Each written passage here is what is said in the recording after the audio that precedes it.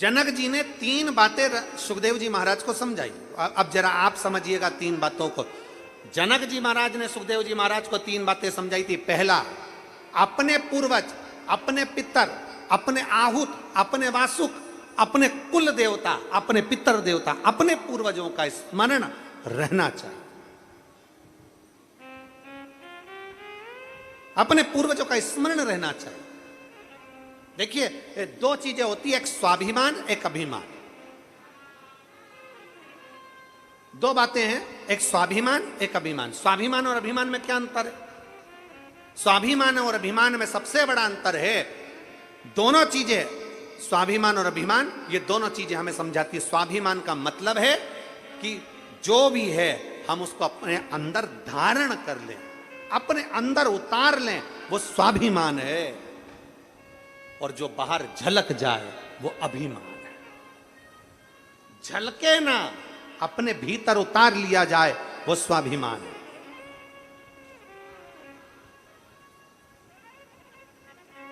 अब शब्द कह दिया, कोई बात नहीं, समय आएगा जवाब मिलेगा। गाली दे दी, कोई बात नहीं, समय आएगा जवाब मिलेगा। आड़ा टेढ़ा कह दिया, कोई बात नहीं, समय आएगा देखा जाएगा। भीतर उतारना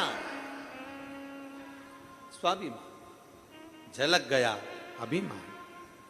अभिमान झलकता है, अभिमान झलकना नहीं चाहिए। स्वाभिमान भीतर उतारते जाओ, उतारते जाओ।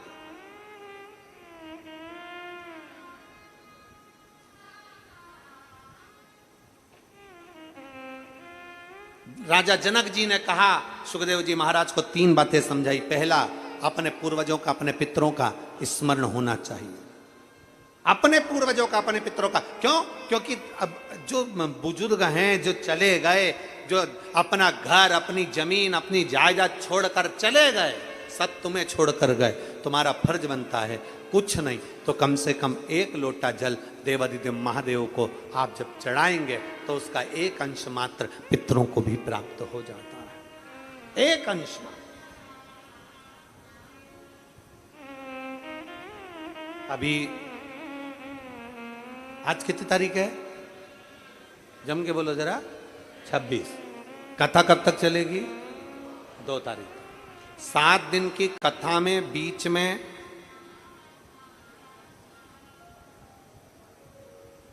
30 तारीख को शिवरात्रि भी पड़ेगी, मासिक शिवरात्रि, और पितृपक्ष की शिवरात्रि।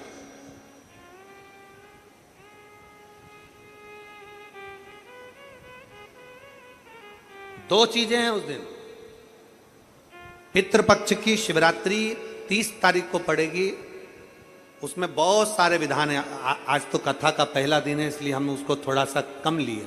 कल से कथा में आपको वर्णन करेंगे कि पितृपक्ष की शिवरात्रि पर शंकर को मात्र, अगर कोई 35 साल 40 साल का बेटा बेटी भी हो गए, उनकी शादी नहीं हो रही हो, तो पितृपक्ष की शिवरात्रि के दिन मात्र घृत और जल शिव को चढ़ा देने। उसका चढ़ाने का भी तरीका बस उस तरह से चढ़ा दे।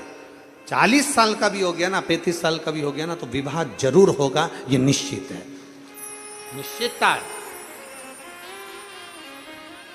35-40 साल भी हो गए और औलाद नहीं हुई ना, आप अभी छत्तीसगढ़ की एक कथा थी, उसमें कथा में आपने उन देखा होगा, हमने तो उसका 10 साल बोला था, उसमें 40 साल बाद उसको औलाद, 40 वर्ष के बाद।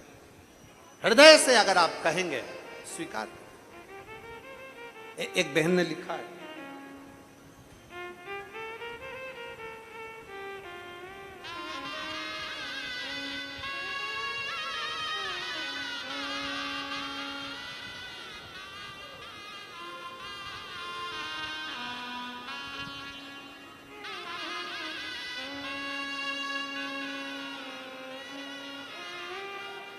सो कल्पना